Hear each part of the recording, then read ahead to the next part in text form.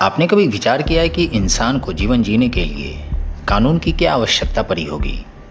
कानून की ज़रूरत क्या पड़ी होगी? हमारे जीवन में कानून का मतलब क्या है? ये विचार करना इसलिए आवश्यक है क्योंकि हम मानव जिस भी देश में रहते हैं उस देश में वहाँ के अपने नियम कानून होते हैं। जिस कानून को देश का नागरिक स्वीकार करते हैं उसका पालन करते हैं, क्योंकि हम नागरिक ये सोचते हैं कि ये नियम कानून हमारे लिए, अच्छे समाज के लिए काम करता है। यानी इंसानों ने नियम कानून को इसलिए बनाया ताकि उनका जीवन और उनका समाज सुंदर हो, व्यवस्थित हो।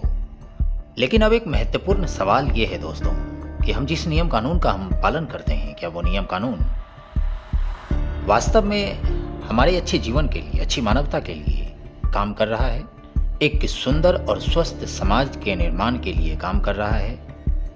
ये सवाल आप खुद से पूछिए, क्योंकि हम जिसे नियम कानून का रखवाला बनाते हैं वही रखवाला हम पर जुल्म करता है, अत्याचार करता है और उस कानून का दुरुपयोग करके समाज को टुकड़ों में बांटता है और अपनी महत्वाकांक्षा की पूर्ति करता है, अपनी राजनीति की रोटी सेकता है। इसीलिए इस वीडियो में हम आज उसी कानून को रिकॉर्ड करेंगे। हम समझेंगे उनकी कमियों को, कानून की व्यवस्था को। हम कानून की गहराई तक पहुंचने की कोशिश करेंगे कि आखिर ये सिस्टम काम कैसे करता है, क्या वास्तव में हमारे लिए काम करता है या फिर कुछ लोगों के लिए। चलिए शुरू करते हैं। और जब अंग्रेज आए तो उन्होंने भारतीय न्याय पद्धति का सत्यानाश कर दिया और दुर्भाग्य से वही न्याय पद्धति ये चल रही है इस देश में। ये न्याय पद्धति क्या है? इसमें किसी को न्याय नहीं मिलता। मुकदमे का फैसला होता है कानून के आधार पर। अगर वो कानून गलत है तो गलत फैसला होगा। कानून बनाता कौन है? कानून बनाते हैं हमारे पार्लियामेंट में बैठे हुए बड़े बड़े चोर और बदमाश। आईपीसी को बनाने का काम तो खुद मैकॉले ने किया था। आईपीसी की ड्राफ्टिंग मैकॉले की बनाई हुई है, इंडियन पीनल कोड, जिसको भारतीय दंड संहिता कहते हैं, जिसके आधार पर दंड की व्यवस्था होती है। मैकॉले ने अपने पिता को एक पत्र लिखा है। उस पत्र में वो कहता है कि मैंने भारत में ऐसे न्याय के कानून का आधार रख दिया है जिस पर भारतवासियों को कभी न्याय मिलेगा ही नहीं। दोस्तों, कहते हैं कि जब हमारा देश आज़ाद हुआ, हमारा देश अंग्रेजी हुकूमत से आज़ाद हुआ, तो देश के नेताओं ने हमारे देश के नागरिकों को ये आश्वासन दिया था कि हम देश के हर नागरिक का आंसू पोंछेंगे। इसलिए एक न्याय देने वाला, समानता पैदा करने वाला कानून का निर्माण किया गया। यानी कानून इसलिए बना था कि कोई ताकतवर किसी कमजोर को दबा नहीं सके। न्याय का मतलब था कि कमजोर की ढाल। लेकिन आज हकीकत क्या है आपके सामने है। कमजोर को पीटा जाता है सड़कों पर जब वो अपना अधिकार मांगता है। आज के इस आधुनिक तथा कथित आधुनिक दौर में कानून की किताबें तो बहुत मोटी हो गई है, लेकिन आम इंसान के लिए न्याय उतना ही दूर और कमजोर हो गया है। दोस्तों, जरा सोचिए कि कानून कहता है कि हम समानता लाने के लिए हमेशा प्रयासबद्ध रहेंगे, लेकिन असमानता की स्थिति देखिए कि देश का 40% धन संसाधन 1% लोगों के पास है। कमाल है ना? जिसे हम अमीर कहते हैं, जिस अमीर के लिए कानून उसके इशारे पर नाचता है, लेकिन एक गरीब या आम इंसान से मजबूरी में कोई मिस्टेक हो जाए, कोई छोटी सी भूल हो जाए, तो ये सिस्टम पूरी ताकत से उसे कुचलने में लग जाता है, उसे धन कमाने में लग जाता है, उसका शोषण करने में लग जाता है। कोई बाहुबली या कोई सफेद पोश नेता खुलेआम करोड़ों का घोटाला भी करता है और समाज में नफरत का जहर घोलकर दंगे भी करवाता है, तो यही कानून अचानक से अंधा, बहरा और गूंगा बन जाता है। यानी कानून कहता है कि हम समानता लाएंगे, लेकिन पूरी तरह से असमानता पर हमारे देश का कानून आश्रित है। ऐसा क्यों होता है? क्या कानून बनाने वालों ने ये लूप होल्स जानबूझकर छोड़े हैं? इसका जवाब आप खुद तय कीजिए। देखिए, दुनिया में दो तरह के देश हैं, एक विकसित और दूसरा अविकसित देश। हमारा भारत जनसंख्या के हिसाब से अविकसित है, इसीलिए आप सड़कों पर लाठियां खाते हैं, अपना अधिकार मांगते हैं तो आपको प्रताड़ित किया जाता है।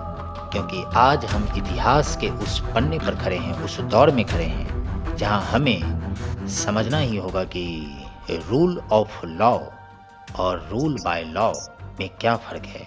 जब कानून सबके लिए बराबर हो तो वो समाज को जोड़ता है दोस्तों, लेकिन जब कानून का इस्तेमाल सिर्फ हुक्मरानों के फायदे के लिए होने लगे तो वो गुलामी की एक नई जंजीर बन जाती है। भारत में इतनी असमानता के बावजूद भी कानून का नींद खुलता नहीं है। हमें सिर्फ गुलाम बनाने की नई नई तरकीबें खोजी जाती है। जिस गुलामी की जंजीर से, लाचारी से इंसान कभी कभी जुर्म करता है, जो जुर्म कानून की नज़र में तो अपराध है, लेकिन वो इंसान सोचता है कि हम रोटी के लिए, अपने नाम के लिए, अपने पहचान के लिए अगर ये कर रहे हैं तो ये जायज़। देखिए, इंसान एक सामाजिक प्राणी है। उसे जीवन जीने के लिए रोटी, कपड़ा और मकान की बुनियादी ज़रूरत होती है।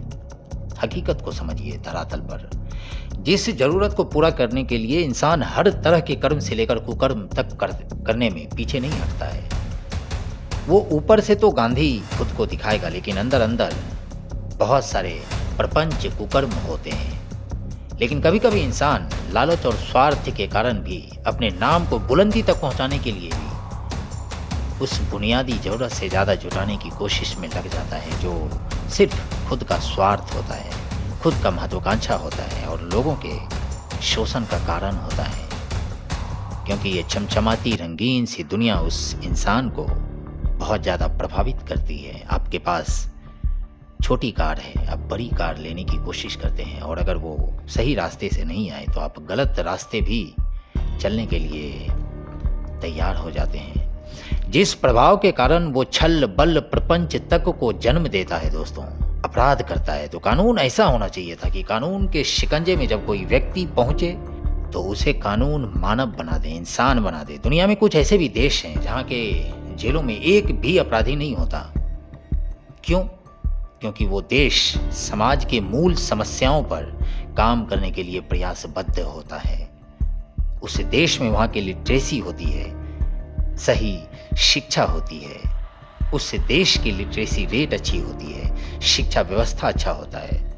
लेकिन जरा आप अपने आसपास नज़र दौड़ाइए, आपकी हकीकत क्या है? आज की हकीकत क्या है देश की? जब कोई आम नागरिक, कोई छात्र या किसान शिक्षा के लिए, अपने जायज़ अधिकारों के लिए सरकार से सवाल पूछता है, सड़क पर उतरता है, तो ये सरकार, ये सिस्टम उसे बेरहमी से लाठियां बरसाता है। ये कौन सा कानून है? क्या इस देश के कानूनविदों को सोचना नहीं चाहिए? उन्हें शांति भंग के नाम पर जेलों में डाल दिया जाता है, जेलों में ठूस दिया जाता है, लेकिन इस देश का नेता उस कानून को अपनी जेब में लेकर घूमता है और कहता है कि हम समाज सेवा करते हैं, हम समाज के कल्याण के लिए काम करते हैं। वो अपराधियों और गुंडों को संरक्षण देता है और सरेआम ये नेता उससे अपराध करवाता है, और फिर भी हमारी पुलिस, प्रशासन और नेता उन क्रिमिनल्स के इशारों पर नतमस्तक हो जाता है, यानी कि रक्षक ही भक्षक के पहरेदार बन जाते हैं। आप विचार कीजिए कि देश में हर दूसरे दिन हत्या, बलात्कार या किसी ऐसे विभत्स घटना की खबर आती है जो पूरी मानवता को झकझोर कर रख देती है, उसे शर्मसार करती है। तब ये तथाकथित सख्त कानून कहाँ गायब हो जाता है? ये कानून, ये नियम उस टूटती हुई मानवता को बचाने में पूरी तरह लाचार, अपाहिज और गूंगे नजर आते हैं। क्यों? इस सिस्टम की सबसे बड़ी विडंबना यही है। आप देखिए सिस्टम की विडंबना को, कि असली मुजरिम तो सत्ता की आड़ में साफ बच निकलते हैं और निर्दोष आदमी गलती से भी इस कानून के शिकंजे में फंस जाए तो उसका पूरा जीवन, उसका पूरा परिवार तबाह हो जाता है। हजारों ऐसे हमारे देश में केस हैं जिसको आप पढ़ेंगे तो आप आश्चर्यचकित हो जाएंगे। कोर्ट की तारीखों और मुकदमों के बोझ के तले उनकी पूरी जिंदगी खत्म हो जाती है और कहते हैं आपकी कानून है। ये कैसा कानून है? लेकिन दोस्तों, क्या कानून का मतलब सिर्फ खौफ पैदा करना है, लोगों को डरा कर रखना है? नहीं, कानून का जन्म तो इसलिए होना चाहिए था ताकि वो समाज में एक अच्छी मानवता को पैदा कर सके, एक ऐसा समाज बना सके जहां इंसानियत पनपे, जहां लोग सत्ता के डर से नहीं बल्कि एक दूसरे के सम्मान से जिए। एक ऐसा कानून जो हमें इंसान बनाए रखे, ना कि हमें सिस्टम का गुलाम बना दे। लेकिन स्थिति हमारे देश की कुछ और ही है, दूसरी है। यह कानून ही, व्यवस्था ही अपराध, बेरोजगारी, गरीबी, इन सारे चीजों की खुद ही जिम्मेदार है। अब बोलेंगे कैसे? देखिए, हमारे देश के नेता सिस्टम चलाते हैं, जिस सिस्टम की मदद से वो सत्ता में बने रहने के लिए समाज को जाति, धर्म, अगड़ा पिछड़ा, अमीर गरीब, आरक्षण, इन सारी चीजों के नाम पर आपस में फूट डलवा कर बांटते हैं, हिंसक स्थिति पैदा करवाते हैं और धन कमाते हैं और सिस्टम को कंट्रोल करते हैं अपने इशारों पर। और ऐसा नहीं है कि सिस्टम को पता नहीं है, सबको सब कुछ पता है। यानी सिस्टम क्राइम भी करवाता है और उसे रोकने का ड्रामा भी करता है, क्योंकि समाज का ढांचा ही ऐसा बना दिया गया है, आपको बेवकूफ़ बना दिया गया है शिक्षा के नाम पर, संस्कृति के नाम पर। और ऐसी व्यवस्था बनाई गई है कि यहाँ ज़्यादा से ज़्यादा लोगों का शोषण ही होगा, जिस शोषण को रोकने के लिए देश के कानूनविदों को, न्यायाधीशों को काम करना चाहिए। क्योंकि अगर समाज में निरक्षरता है, अपराध है, अन्याय है, भ्रष्टाचार है, तो इन सब का जिम्मेदार हमारा नेता है दोस्तों। जिस नेता को सुरक्षा हमारे यहाँ का कानून व्यवस्था देता है, जिस नेता को दंड मिलना चाहिए, उस नेता को सुरक्षा मिलता है। मन मैला तन ऊजरा, भाषण लच्छेदार, ऊपर सत्याचार है, भीतर भ्रष्टाचार। झूठों के घर पंडित बाँचे, कथा सत्य भगवान की। जय बोलो बेईमान की। प्रजातंत्र के पेड़ पर कौवा करें किलोल, टेप रिकॉर्डर में भरे चमगादड़ के बोल। नित्य नई योजना बन रही, जन जन के कल्याण की। जय बोल बेईमान की। महंगाई ने कर दिए राशन कार्ड फेल, पंख लगाकर उड़ गए चीनी सिलेंडर तेल।